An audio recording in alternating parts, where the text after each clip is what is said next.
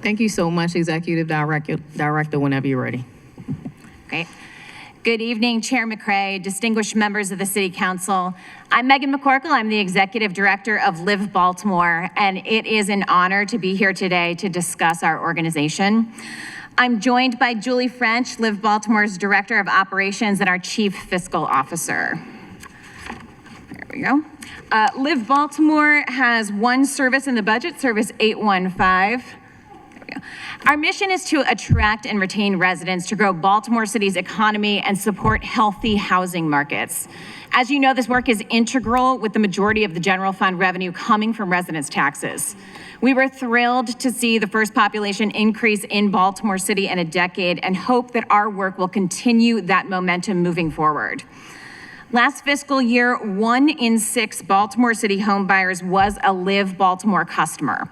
They purchased homes in every single one of your council districts.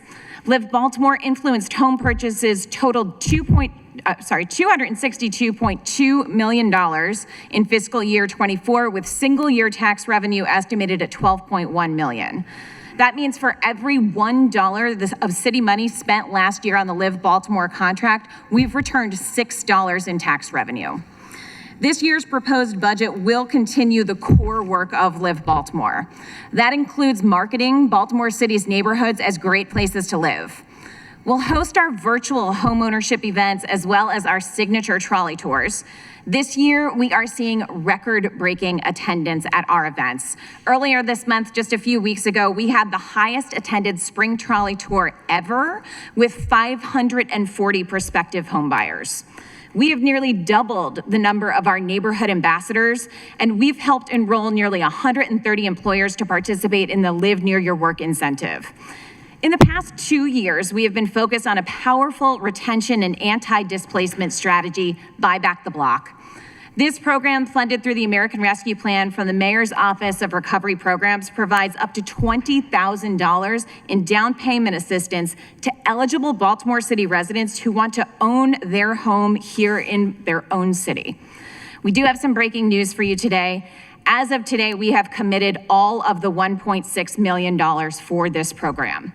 Through Buy Back the Block, Live Baltimore has helped more than 100 people reach their dream of home ownership right here in our city.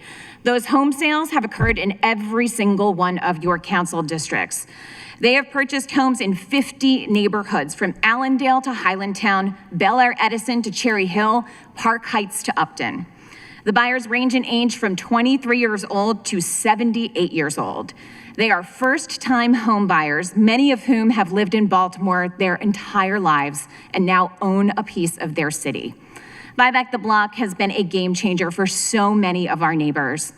These are just a few of the ways that Live Baltimore is working to grow our population here in Baltimore. We are so proud of the progress that we've made, and we thank the Scott administration and the City Council for your continued support. And now I'm happy to take your questions.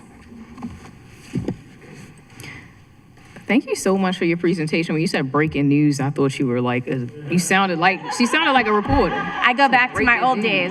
My old days as a reporter. There you go.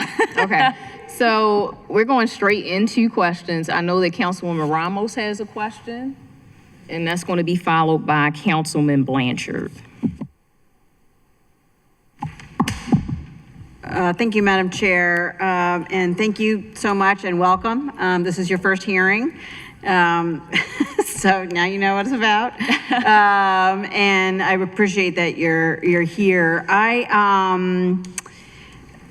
I think, well, earlier we had a conversation with Visit Baltimore and a few others, and really trying to come up with a uniform way of talking about our city.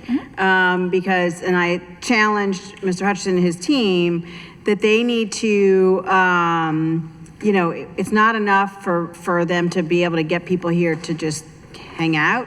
They need to stay forever. And so can you do two things? Talk about the relationship you have with Visit Baltimore. Absolutely.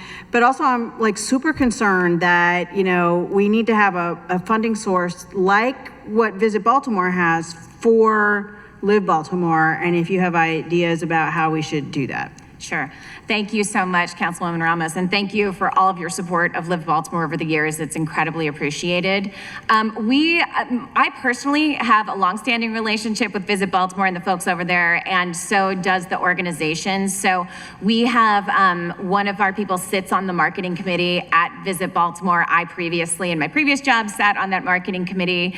I think we all are really aligned in what you're saying, that we all want to message Baltimore in a way that attracts people to visit here and then fall in love with it, like every single one of us has. I do agree with you. There are funding challenges that we have at Live Baltimore. I'm not sure, I've been in the job under 4 months, so I'm still working on figuring out exactly how do we sort of mechanize funding so that, because honestly, we have 10 people on our staff. That's the biggest Live Baltimore has ever been. I like to say I think we do the work of about 20 people. They are an incredible staff who is so dedicated to Baltimore City.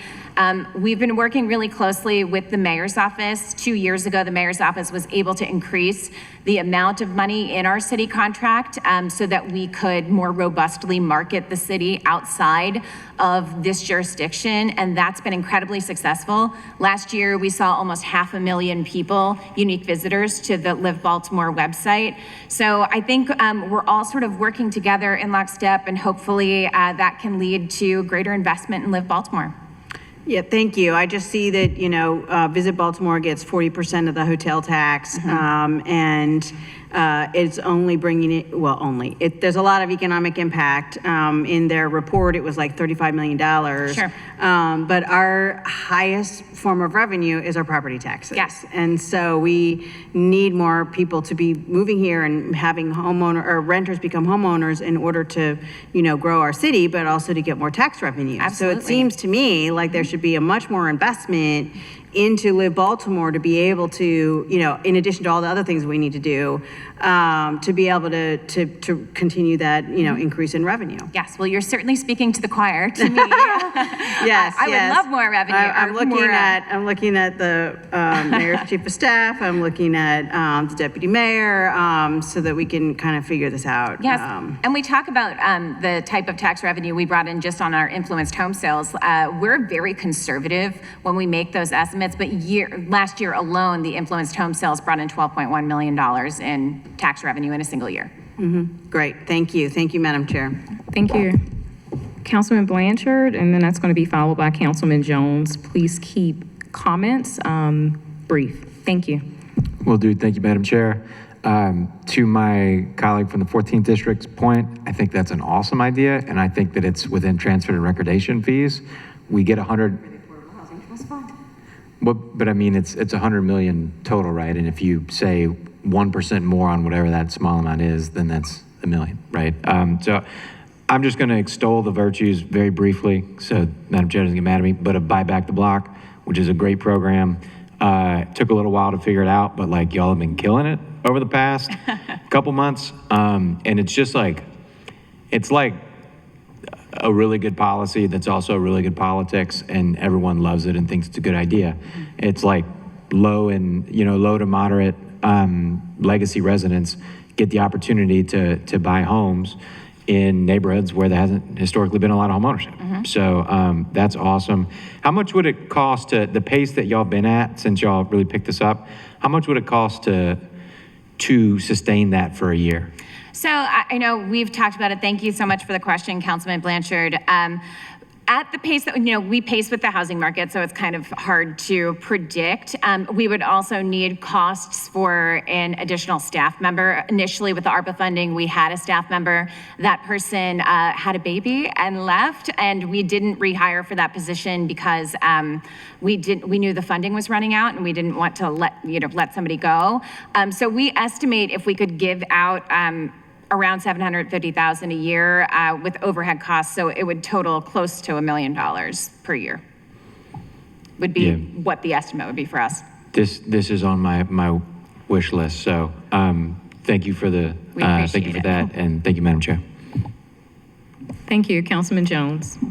Thank you, Madam Chair. Two really quick questions. One, look like there's been a lot of progress in Baltimore. Are you concerned that with a lot of the funding you have received, kind of one-time funding with ARPA and different things, are you concerned that that progress will slow up if that funding isn't continued? Well, what I would say is, I think for our core work, we are pretty consistently funded for the core work that we do. Buy Back the Block is sort of outside of our core work at this moment. It is something that we would love to be able to internalize in our core work, but I'm not worried necessarily about doing the current work that we're doing at this budget. It's a 3% increase for us, so it accounts for inflation, so we would still be able to do neighborhood marketing. Now, could I run a marketing campaign that's double the price? Yes, of course I could, and we would spread it more. I mean, there's definitely ways to spend it, but I'm confident at this budget we could still continue the core work of Live Baltimore. And thank you for that answer, and that kind of leads to my second question, which is kind of like marketing campaign, stuff like that.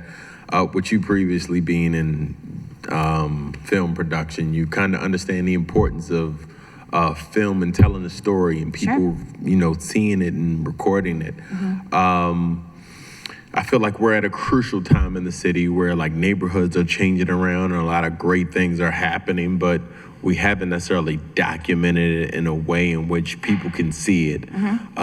Is that something you all be interested in doing and like telling Baltimore's story? And how much would that maybe cost in order to make that happen? Sure. Well, that is my background, is video production. So it is my passion. Storytelling is my passion. It's something that we do incredibly well at Live Baltimore. If you see some of the city people pieces that we tell, we always believe that our best assets are our citizens. And so being able to impart their stories through video, I think is so impactful. I agree with you that there is so much transformation going on, and it's a really crucial time to be able to document something like that.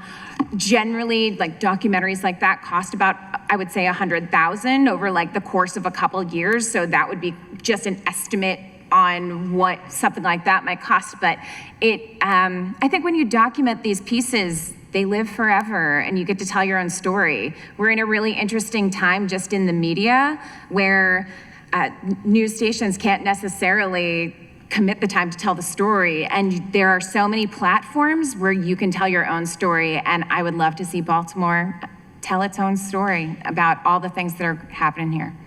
And thank you for your answer, and thank you for the work you do, not just in certain areas, but being intentional about spreading it throughout every neighborhood in Baltimore. I think that's critically important in the work you do. Thank you, and thank you so much for your support. Thank you so much. We are now in recess until 9 a.m. Monday morning.